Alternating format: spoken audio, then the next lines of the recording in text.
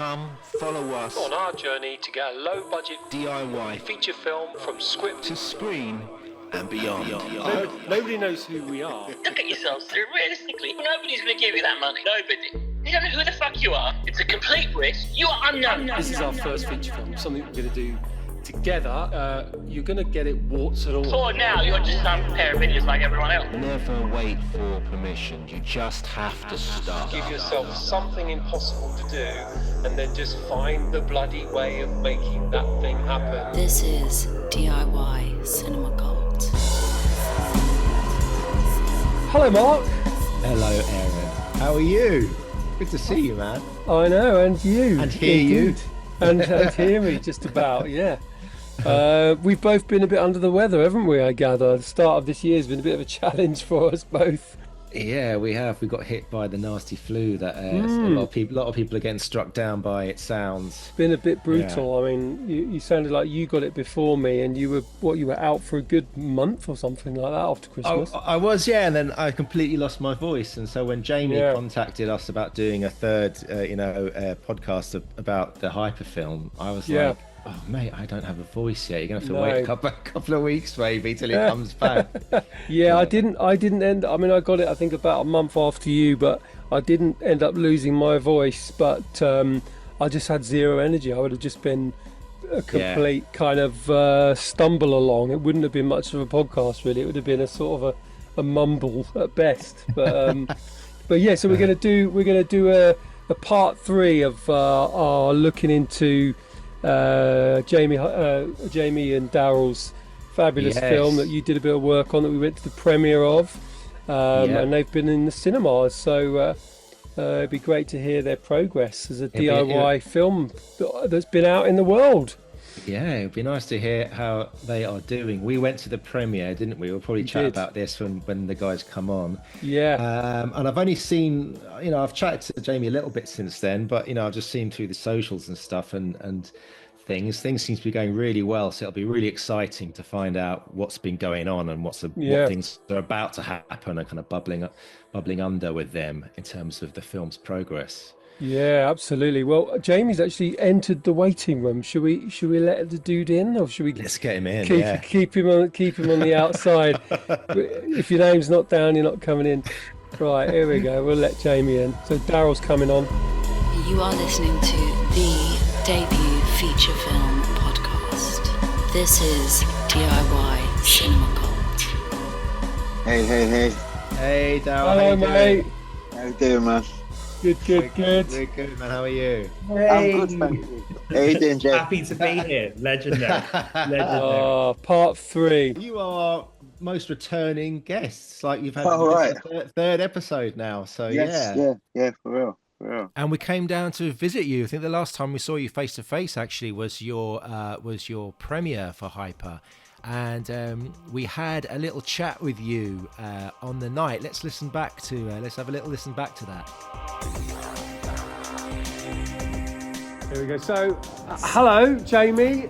Me and Mark are coming down to the Odeon, Tottenham Court Road, no less, for a rather splendid, magnificent occasion. Tell us all about it, Jamie. So we are here at the premiere of Hyper, the STEVIE HYPER D Story. It's been a long time coming. Yeah. You guys have been on the journey. We've certainly I'd like to say from the beginning, but certainly in a significant part of it. So yeah, it's amazing to have you here. Thank you very much. And so, what is this particular event? Tell us what we're actually doing. So this is the world premiere. World premiere. Do you say premiere or premiere? I just like the word. The way I say premiere, like DJ Premiere. Premier. Lots of different ones. You've got the right to say like it just sounds nice. World premiere at Odeon, Tottenham Court Road, and it's coming out in cinemas nationwide. So amazing stuff. So just tell us a little bit about the stress levels. How's it been? It feels good now. When we last spoke, which was on the middle of the Kickstarter campaign, the stress levels were very high. Yeah. At that specific moment, but now And it was tense right through to the end, right? I mean, there was one point I thought, is this going to happen for you guys? And at the last minute, the tension was high. Everyone came out for you. The tension was high. Yeah. So we smashed the goal. We did like 48 grand when our target was 35, and that was really needed because, as you know, unforeseen, unsuspected costs on the Kickstarter or the final final bits of post-production. And so, yeah, the last 4 weeks have been the final bits of post-production to deliver to Odeon, yeah, so it's been crazy. So how does it feel? Now it's on the screen, it's for everyone to see, there's no going back now, it's done, It's amazing. What does it feel like? It's amazing. We managed to like improve it by like another 10 or 20%, so... And, well, not only does it look like a packed crowd, it looks like a really fucking cool crowd. Yeah, that's it. We've got a good crowd. It's like the world exclusive of this film, and yeah, really, really excited to show everybody. So yeah, mate, well, good luck. We're definitely going to have a drink afterwards. yeah, we'll have a chat after. Are you going to do a bit of a Q&A? We're going to do an outro. We were going to do a Q&A, but we thought we'd keep it short and sweet for the crew. Yeah. And yeah. That's it. Well, congratulations Thanks, man. Thank on you being both. here. I know exactly how you feel. Yeah, well done, mate.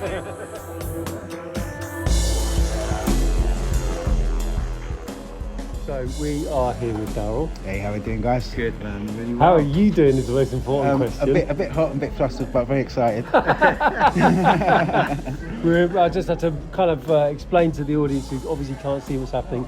We're in front of the classic film premiere backdrop. Yep. And I'll be seeing you getting your picture taken. Yes. With family and getting all the important pictures done, yeah. So. Wicked. And so... Your family wants to be proud, man. This is the big day, right? This is the day you've been pushing for so long. That's it, and I've managed to get all of them here. As much as I can, so yeah, so that's good. And so a few last minute sort of stresses, according to Jamie. Yeah, quite a few. We're gonna have to touch the film a bit, so yeah. So that's been like the main, but everything's gone well. It's sitting ready to play. It's ready to go, man. Yeah. And you got a full house from the looks of it, of very cool people everywhere. And Jamie was also telling me a little bit about the sales so far in terms of like the cinemas across the country and stuff. Yeah, Sounds so like we're doing well. Bristol sold out. I think there's about another 4 cinemas close to selling out. So really all good. And after tonight is just a big media push to try and get the rest of the cinemas sold out. Oh, well, look, really enjoy it, okay? Really take it all in, because after this you'll be like, oh my God, it all went past in blur. So just enjoy every moment of it, and congratulations to you again. Well done. Thank you very much. Mate, so I just want to say a massive congratulations to Thanks, you. man. We just watched the film. The response was absolutely fantastic. What was it like for you? It was really surreal. I was saying to my friend just there that like I think because I've watched it so many times recently and like analysing it and like going, that frame is wrong, that piece, like, that grade is wrong, the sound mix is wrong there, just everything's wrong. Then when you're looking at it and you're like, oh yeah, it's delivered and it's here. It's Do you know what I mean? Yeah. It's just that way. It's just that way. Just for our listeners, we're literally standing outside the after party. So, so basically, like, it was just a really surreal moment. Like, when I was in the sound mix, it was really surreal. I was thinking, like, this is like, I can't believe I've made this film. And then watching it with like in the premiere, as I said earlier, my fucking American slang, or swag as it were. But yeah, it was so bizarre. It was kind of like, I sort of pinched myself because I love the music and the culture so much. It was so bizarre thinking, oh yeah, the world is now actually seeing this film about Stevie Hyper D that I made, and that is the most bizarre kind of crazy thing. I think that will happen more. The more distance you get from you and the film now, you'll be able to appreciate it all that more when you start seeing it from a distance, seeing what it's doing, you know. Yeah. So what's next after obviously about to go to the after party? So this is like the sort of the beginning point of the really kind of like hardcore part of the promo. We've got loads of promo lined up. We've got a big feature lined up, talking to national press tomorrow. And the film is coming out on Tuesday, November the 19th at 60 cinemas nationwide. Amazing. Which is incredible. Simultaneously. Wow. And then we've got a second day screening on the 27th of November. We've also got a Q&A lined up in Bristol on the 27th of November and also potentially on the 1st of December. And there is also a Q&A at Peck and Plex on the 29th. And the goal really is to like sort of kick down the doors and get this rolled out. So as a national release, basically. So. And are you going to try and get along to a lot of these things? Because I know obviously with my film I tried to get to as many of the Q&As as I possibly could. Yeah, I'll definitely do what you tried to do. Just try and get to as many as possible. Shout about it and turn up. Turn up. I'm here. Hi guys. This is the fun bit though, because after all those years in you know, staring at the kind of computer screens, staring at the script, looking at what the hell is this going to kind of turn into? Is this going to actually ever come out? You finally get an audience. DIY Cinema Club. Big up. Fully part of the journey, fully here, right at the end, or the beginning, should I say, of the next chapter, you know? Yeah. Well, look, you go off and enjoy yourself. There's a load of the crew and the family coming along. So big up, well done, massive respect, well done, mate. Big up for the support. Mark, the legend. Aaron, the legend. Have a great night, James. Have a wicked night, man. So good, man. So good, man. You are listening to the debut feature film podcast. This is DIY Cinema Cult. And there we all are at the world premiere of Hyper, the Stevie Hyper D story. So, guys, what's been happening since? What's been going on? Oh, where do we start, really? I guess basically, me and Darrel were talking yesterday, and actually, you know, we did the theatrical release with a view of sort of building some momentum. And we thought we'd do the premiere, and we were just like ecstatic that basically we'd done this premiere at Central London Cinema, and it was an Odeon. And we thought we'd put one night screening. You know, this is amazing. We're like the first jungle drum and bass film to be released in cinemas nationwide. That's that was a huge achievement in itself. Excellent. Yeah. And it went bonkers. It went so bonkers. At one point I was like, I genuinely felt like I was having an out-of-body experience, because it was so insane. Like when on Channel 4 News, we were on, like, you know, 4 stars on The Guardian. Mixed Mag was like, could this be the greatest jungle film ever made? You know, Dazed covered it. I mean, the coverage was like insane, but it was like, we were on Radio 1 Extra as well, and like, it was like the most insane thing I think I've ever experienced. After the back of that premiere and then the mad response, you must have both been on a bit of a high then, was it? Did it feel like it was, you know, it must have been quite dizzy for you both? When they say like that expression, your feet didn't touch the ground, literally that's how it felt from the premiere. And then there was, you know, various Q&As that we did. So we was kind of totally engulfed in, you know, now living our film, it being out and people to see it, which, you know, we've been trying to do for like the last 4 years. So now it was finally there. It was a quite surreal moment. And I can't remember who sent me a message just to try and just enjoy the day. Like, it will go just like that. Goes like that. Yeah, and it really did. But then because we had the kind of consecutive runs after, it almost felt like every day we were kind of almost living like a premiere. That kind of energy. And it was great, you know, the fact that it was so well received in that space, in like an Odeon, a big cinema chain. And, you know, we had the videos going about people expressing themselves. It was just, it was I couldn't have managed. I don't think Jamie could have managed that at that point, like what we was about to achieve or achieving. So yeah, man, it's just been it's been a wicked ride, man, and it just feels like that was just the starting block. Fantastic. So you talk. I mean, you obviously did the sort of blocker screenings that we came to the premiere of at the Odeon, but you're doing more, or you've started already doing more at different sorts of venues. So tell us a little bit about that. Yeah. So sort of rewinding a little bit. So we did the premiere, which is on the 6th of November, 2024, which was only a few months ago, but last year technically. And we did what was meant to be a kind of a one night only sort of screening at 60 cinemas around the country on the 19th of November.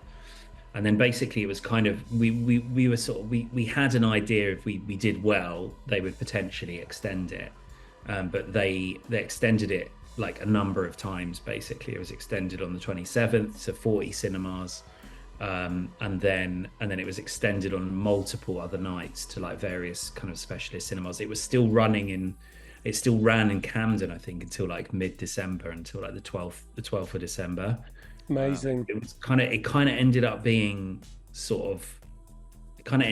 a theatrical sort of release. And what was so incredible about it was like on the day that we launched, which was Tuesday the 19th of November, it was like sold out in like a lot of the cinemas across the country.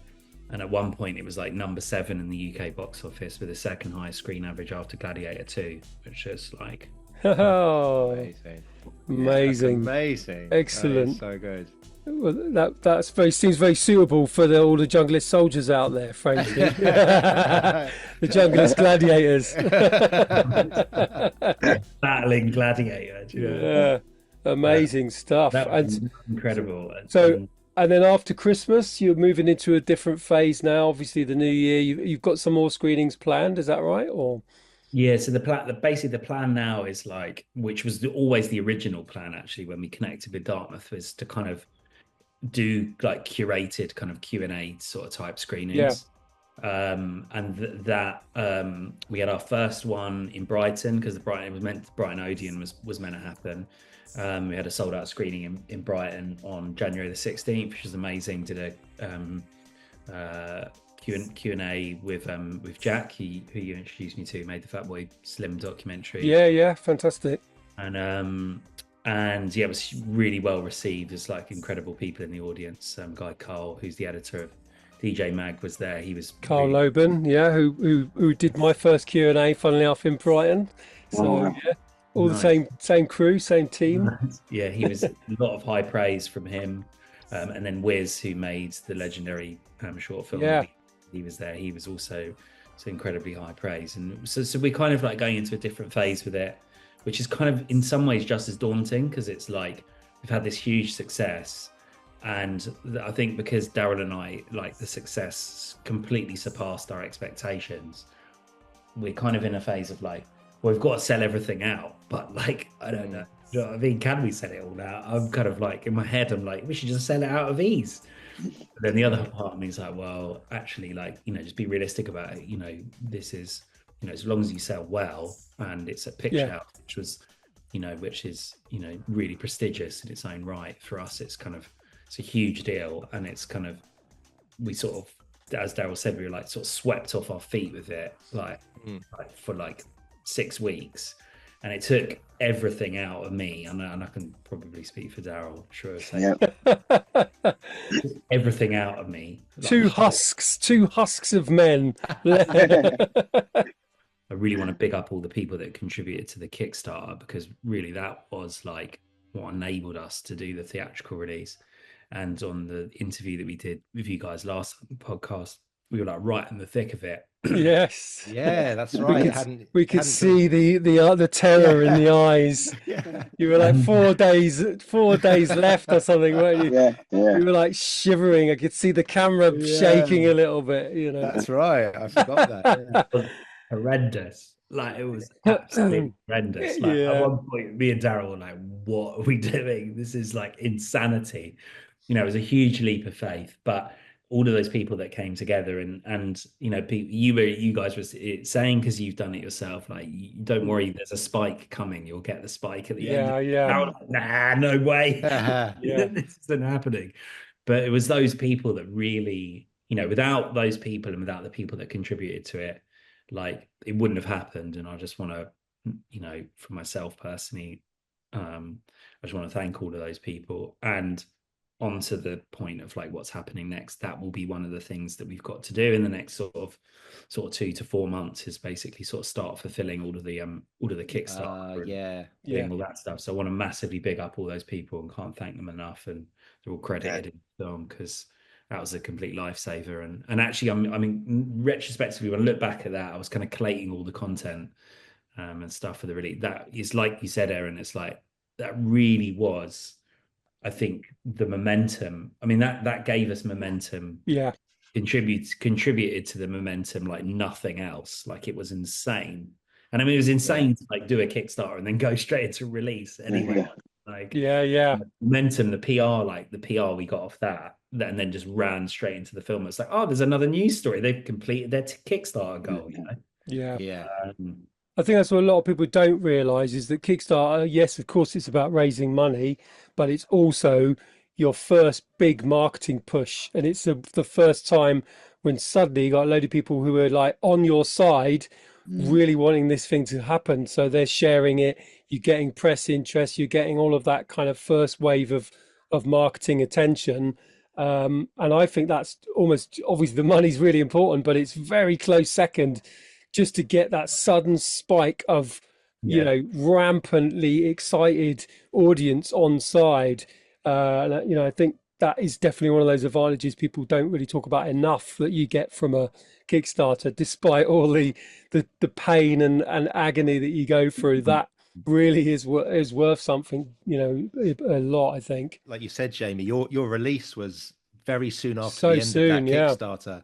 I mean, normally people will run a Kickstarter and then a year later the film comes out or something along those lines. And people who've contributed have almost forgotten about the fact that did I give 20 quid or 50 quid? Did I ever get that T-shirt? I don't know if I ever got that T-shirt. But you kind of smashed the Kickstarter, and it's, thanks for reminding me, because the last episode, it was a couple of, was it days before? I think it was 2 days or something. Yeah, it was 3 days. Yeah. And I remember you had a real leap to make. Still, there was there was a real leap in the funding, and everyone just kind of smashed it in the last day, 2 days, and it was, you know, so just after that last episode, that was a real dramatic win with the Kickstarter, wasn't it? And then straight into the premiere. So momentum was high. Yeah, that's been our main tool, I suppose, is momentum. And having it from the grassroots, the people that really, like you said, believed in the film, embraced the Kickstarter, pushed it, shared it, invested, you know, that whole momentum. It's like, you can't buy it, you know. We would love to have a big marketing budget, and we don't, so we've worked what we got, and using the Kickstarter really, because, you know, excelled us to where we needed to be. Like, you know, like we had a bit of marketing money, but we didn't. Well, it's the grassroots DIY way, isn't it? I think sometimes it's more powerful because people don't feel like they're being sold something. People feel like they're really genuinely getting recommended something they're gonna love, you know. And they're also a part of it as well. They're the team. They're part of the team. So I think. How has the rest of the family's reaction been to it all, Darrel? Are they exhausted as you? Or they've kind of they've just really enjoyed kind of being the passengers and the kind of, you know, experiencing all the good feedback, and, you know, I'm sure at some point they will look at me like, you know, when is this film ever going to happen? It's happening. You kind of, when that's with your family, it's not too bad when it's kind of people out of your circle, but when you look in your family and in their face and saying that it's going to happen, and that premiere night, we couldn't have asked. It was such a great night, you know. It was for the family. That it must have been a long time that we've kind of all been together like that, and that it's celebrating something really, really positive. So it's been great feedback from them. Had they seen any cuts or sneak peeks of the film along the way? Well, they saw, I think I can never remember what point version it was, but they saw the version the version we was kind of happy with. So at that point, we said this is the film, and they were like, "Yeah, it's a great film." I think it was the drive and push from the executive producers and other people that were involved in the process that were saying, you know, push, you can do a bit more, and I think, you know, the reality is, you know, people are saying that it was a niche film, and I think we've kind of proven that it's not really a niche film. You know, it's a film that goes across like 4 or 5 generations. You know? There's not many genres that do that in music, and I suppose even in film. You know. I think it's a really good. I think it's a really good point, and I think, like, I also believe that, like, even though, you know, we had great success with it and people really turned out for it, I feel like if we had, you know, if the screenings, when we had all of that momentum, if they were opened up more and we were given more access to more sites at that specific moment in time with all of that momentum, we would have definitely sold more tickets than we sold. And also as well, I just think it would have, you know, definitely would have reached definitely would have reached more people. And I think it's a really good point. And we had we had marketing budget because we had no marketing budget. We had like zero budget. We had an amazing publicist who we worked with who got some amazing press, like the Guardian feature and also the Guardian review, which is like just again unbelievable. And that was really, when those like feature and that review landed, both me and Darrel were like, am I reading this right? This is like, this is when did this happen? He wasn't even aware that that process was happening in the background. So it was such a surprise to kind of see it, and then it was so positive. It was amazing. DIY Cinema Club. And then I guess the next phase, the getting it out there, the streaming, all of that sort of thing. What have you got a plan now in place? Is it kind of? We're working on it at the moment. The goal basically is to get it out for the final quarter of this year on a streamer or a broadcaster, whatever is the kind of the most suitable platforms, like we talked about, and the OG podcast, as it were, is like. It really is like what fits best. And I think why it's worked so well for us distribution wise is because got a big up Dartmouth. Matt, who is head of distribution at Dartmouth, is a junglist himself and a big Stevie fan, and like I think why the partnership worked well because he just knew it, like he just understood the culture and understood what we were trying to do. And he didn't when you have somebody like that in your team, like you don't even need to sell it to them, they just can talk about it because they were there. And I think that's such a huge thing. So I think, like, I hope I can sort of speak on behalf of Darrel as well. I think what we've always talked about is like it's not necessarily the size of the platform, it's like it's who are the people behind the platform and whether they understand it. And I think that will do they care?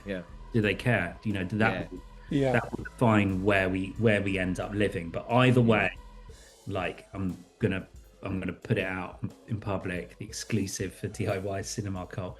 Like final quarter of this year is happening. Basically, it's gonna be on a platform of sorts by the end of the year. Basically, fantastic, good stuff.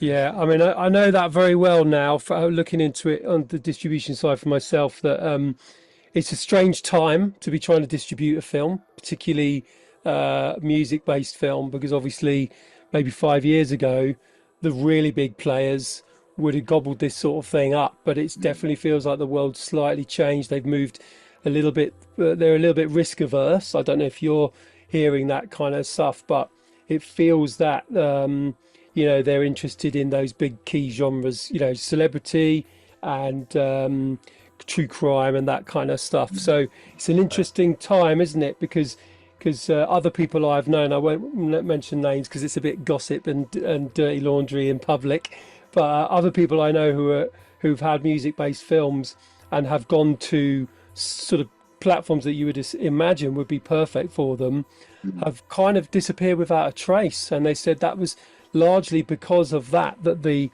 platform that they were on really didn't get it and didn't push it and didn't market it. They just saw it as more content to fill their platform.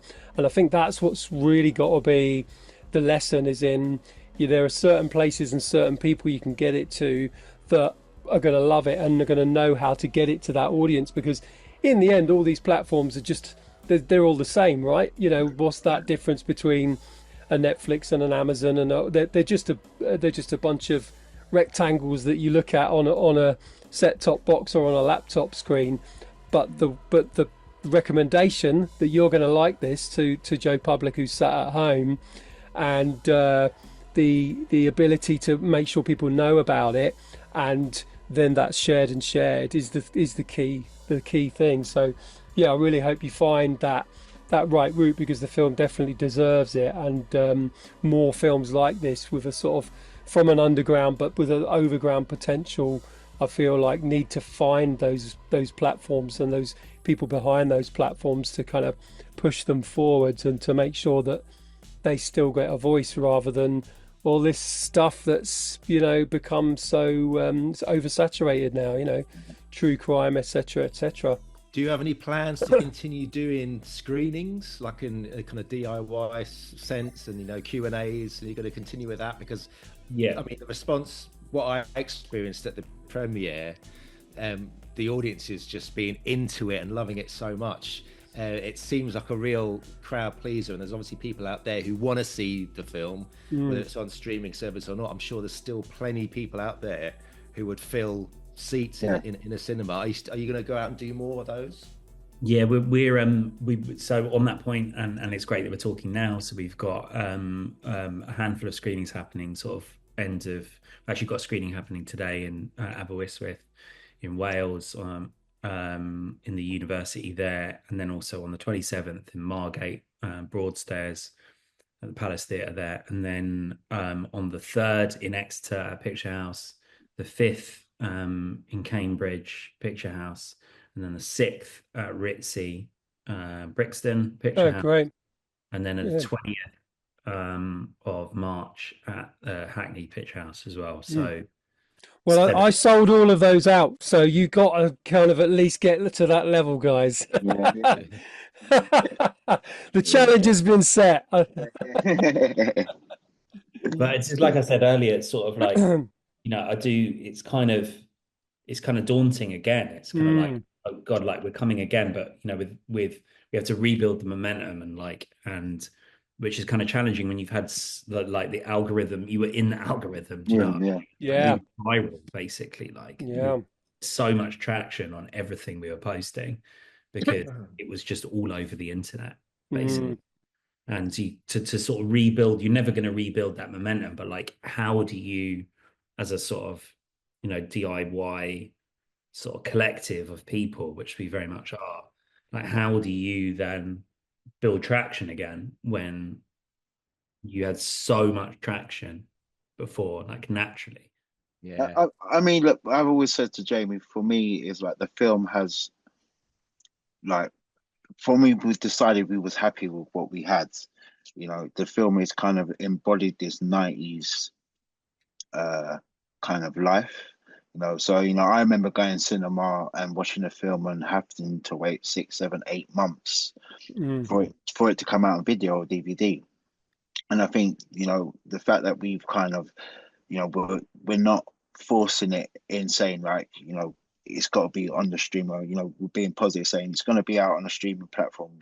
But until that point, we wanna just enjoy the creative part of what the film has created by itself, which is the theatre, people dancing, and that same sort of stuff going viral. And I think if this next run, if we keep that momentum going, and then up to September, say we finally kind of exhaust all the theatre stuff here, but then you never know, at that point it's caught on and people are like, we want to see it, I haven't seen it, I want to see it.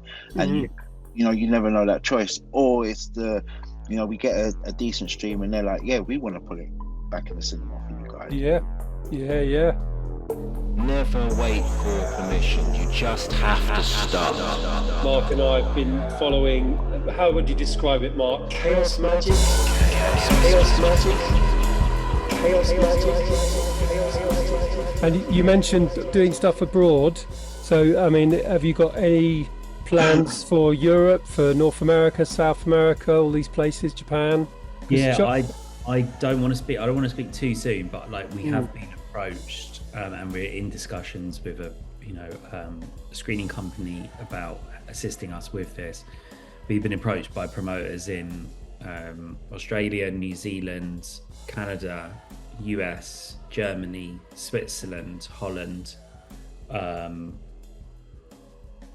That was it, wasn't it? Yeah. Great, fabulous. I mean, like pretty much a mini world tour. Yeah. So we're in discussions with them, the promoters, and then all being well, second half of this year that will lead up to like hopefully to a streaming or a kind of multiple broadcast release in different territories around the world, which again is insanely ambitious. Like, kind of like it kind of fills me of like absolute dread and anxiety. But then at the same time, I'm like, this is what I'm saying. Like we set out to like, do the sort of the Odeon thing, and we thought, yeah, this is a great launch point, a great PR stunt, if you want to call it for that better phrase. But always what we're trying to do now. This was always the plan, and like the plan is kind of like in front of us. We just got to like coordinate it, and that's kind of pretty daunting. It's kind of like, oh my god, like how am I going to do this? It's all been like that. If you got to admit it, really, going back 7, 8 years, 10 years, it's all been like that. How am I going to do this? How am I going to do this? Every stage of the way's been like that, if you admit it. And you did, and you get there, don't you? You get there, and then that's. I always think it's like going up a mountain. You get to the foot of the base bit, and you go, okay, right, now we're here. So, wow, we made it. Now, look, I can see this next set of stairs. Bloody hell, that looks like a bit of a nightmare. I'm never going to get up those stairs.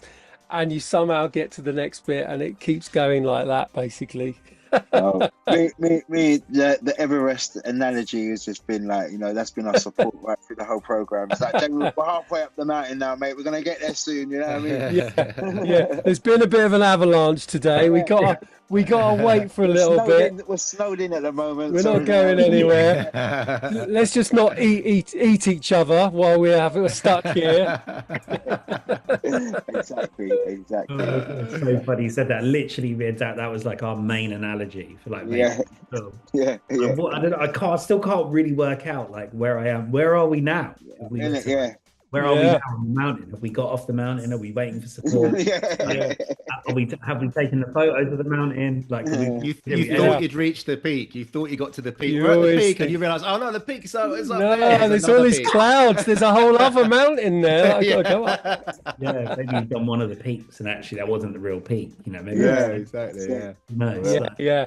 You think at some point as well, there's going to be a nice ski lift that's just going to take you all the way to the top. That's what I thought. And they're always out of action, aren't they? They never work.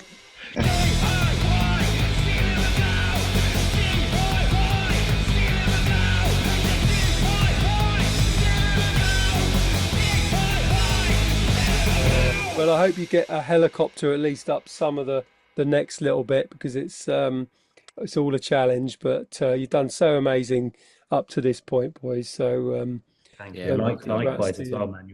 Your film's huge inspiration for for what we did, and it's been amazing to, and obviously Mark, you worked on a film as well, so it's been amazing to like collab with you guys like along the way, like fully part of the team as well.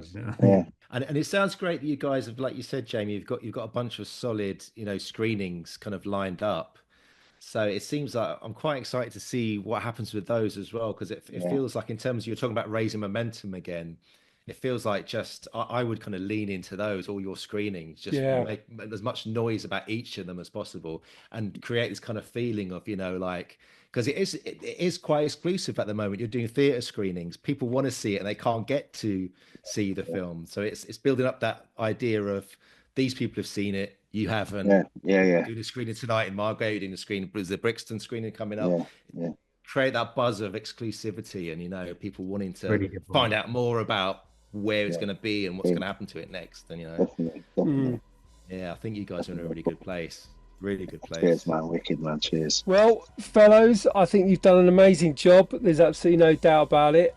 We'll have to meet in person and do some sort of social occasion. Oh, definitely, man. What have you, to celebrate it all. When's the next landmark from your perspective? When's the next, this is the next bit of the mountain, for like date-wise for you? Have you got something in the diary that you're like, we got to hit that? Yeah, I think Darrel and I talked about it like a couple of weeks ago. I think like the real landmark moment will be if we can pull it off.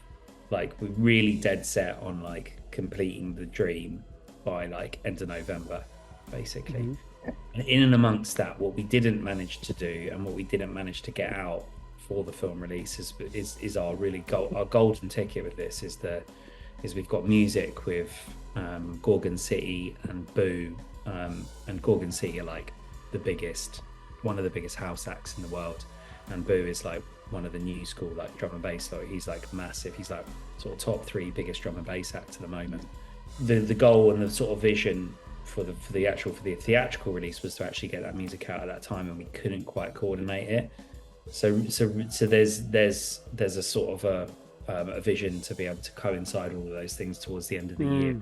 So that's the dream. That is the dream, and that was always the dream. So the dream hasn't been realised yet. It's only been partly realised, which is crazy. There's still an extra peak. There's still an extra peak. Yeah. It's a brilliant film, and I absolutely loved watching it. I'm sure loads of people are still super keen to see it and get their eyes on it. What were those screenings coming up, Jamie? What were the dates of those? So tonight in Aberystwyth, then the 27th in Margate, Broadstairs. So 27th of Feb, yeah. Monday the 3rd in Exeter, Picture House. Wednesday the 5th in Cambridge, Picture House. Thursday the 6th at the Ritzy, Brixton. And then Thursday the 20th in Hackney, and then finally we're doing a second of which I didn't mention earlier. We're doing a screening in Brighton on the 27th at Comedia as well. We sold out Brighton earlier in the year as well. Amazing. Great stuff. Really exciting, but it's kind of it's finding that last bit of energy to get up that final. Well, actually, this isn't even the final bit. What is this bit? What is this? Yeah, brutal. It is brutal. Nobody is aware of how brutal the whole thing is. I think there's days where I think, I've really got somewhere today. I've moved the needle just a little bit in the right direction today. And then 2 days afterwards, I think, I'm fucking nowhere near anything. What am I talking about? Sometimes as well, you're sort of afraid to move the needle as well. You think, I don't want to make that phone call because that's a really, really complicated phone call. If I make that phone call, that could be yes and no to the whole bloody thing, and I don't want to go there just yet. Well, this is like therapy. I forget every time I think about it. It's like it's therapy sessions, like therapy, Absolutely. We'll change the name. Should I do that call? It's like exactly the same. Should I do that call today? I might. I'll leave that one. Make that call. No, we need to be on good vibes to make that call. Good vibes. That's a good vibes call, and I'm feeling bad vibes. My vibe is a bit off today. I'm not sure I'm going to make that call today because that could affect the whole chain of events. Absolutely. Yeah, well, it's time to read Sun Tzu's Art of War. I think that's when you've got to go deep. Turn to the right page and you think, okay, I'll be fine. Well, good luck with it all. Maybe we'll have a part 4 when we're at the streaming stage, guys. Well, I've suggested to Jamie, I think, what would be great is there's a few other Andy C's making a film. Did we meet in Crust? Yeah. But there's a few people making films, and I think I think it'd be great if we celebrated ourselves. So it'll be a way we can get all those Ray films under one roof. A sick idea. Like even if it was like a Free Party, Fatboy Slim, maybe a London something. Exactly. But so we should definitely consider because as you said, it's DIY, and if the platforms that be are not giving us the celebrations that I feel the flowers that I feel people like ourselves and yourselves do, then we'll grow our own garden. Man. So definitely yes, maybe something we can look at in the near future, man. It'd be wicked. That'd be a great vibe, man. A whole afternoon of Ray films would be sick. Oh yeah. Make it a weekend with an after party. There you go. Wicked, well, I'm sure a few places that I've experienced through this last year and that you guys have gone through and screened out would be well up for that. I think I can think of certainly in London, certainly Brighton, certainly Bristol, places like this, Manchester would love that kind of thing. So let's talk more. That sounds like that sounds like another little peak we've got to climb. Yeah, that's it. Well, we love this, as you guys mostly know yourselves, just love finding work for ourselves, don't we? Absolutely. Just one more burst of energy. That's it.